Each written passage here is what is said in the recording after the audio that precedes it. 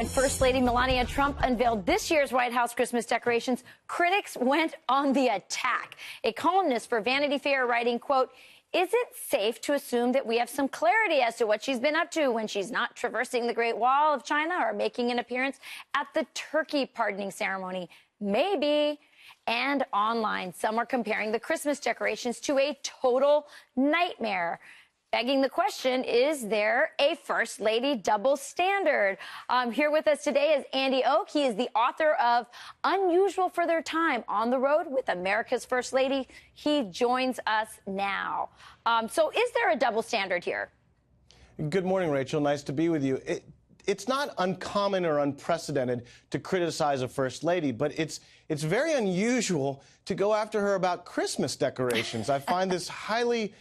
like I say, it's unusual. It's almost, I can't even imagine when it was done before. Vogue magazine last year with Mrs. Obama's decorations praised her, and rightfully so. They were gorgeous. They were beautiful. But this year, Vogue puts out like the top memes destroying Melania's decorations, and it's unfortunate because it's Christmas and everyone's supposed to be happy and enjoying things, and I think Melania's decorations are as beautiful as Michelle's were. They're both fantastic. Well, Vanity Fair clearly has a bone to pick with Melania. They didn't even put her on the best dressed list, and we all know she's the most glamorous First Lady since Jackie O, and somehow she didn't make the list this year. But I will say this, very early in I think the first Christmas at the White House with the Obamas, they were trying to do an inclusive theme and thought about eliminating or not putting up the nativity scene, which has a long and storied history in the White House. This year, the Trumps are saying Merry Christmas on their cards.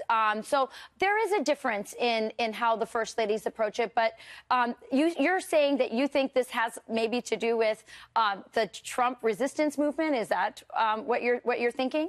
Well, you know, First Ladies get a lot of heat for their husbands. This has been going on since the very first administration with the Washingtons. It's just this new feeling of just going so public about it and being vicious about the attacks and having it carry over to Christmas is where I have the problem. Right. I thought she looked pretty angelic going through those trees, but people said they were gaudy. And again, the online comments have been off the hook. Yeah, and, you know, from what I read, these trees and these branches are very popular now, and I thought it looked like a winter wonderland, and the colors they chose were good, and hanging the wreaths on the outside of the White House, which hasn't been done maybe ever before, but not in recent history with the red ribbons. I think she's done a beautiful job, and I think the White House looks spectacular for the holidays. Wendy, I'm actually going to be there on Tuesday. I'm the wife of a congressman, so we're invited to the Christmas party there on Tuesday. So I'll get to see this up close in person, and I'll be able to compare it to what I saw under the Obama years. I'm sure that, you know, it's hard for things not to be beautiful at the White House. But a really quick question. How much involvement do the First Ladies have in actually making the decisions, or is it their team as far as the decorations at the White House? Well, each First Lady is different, but they all are very involved around the holidays. The first Christmas tree in the White House was the Harrison administration. It was upstairs in the second story for the family. Then Lou Hoover was the first one to bring it downstairs and make it public. But Jacqueline Kennedy has chosen a theme. She was the First Lady to choose a theme. And this has gone fairly consistently through every administration since. And the First Ladies are directly hand in hand involved with their staffs to put together these beautiful decorations for the country and the world.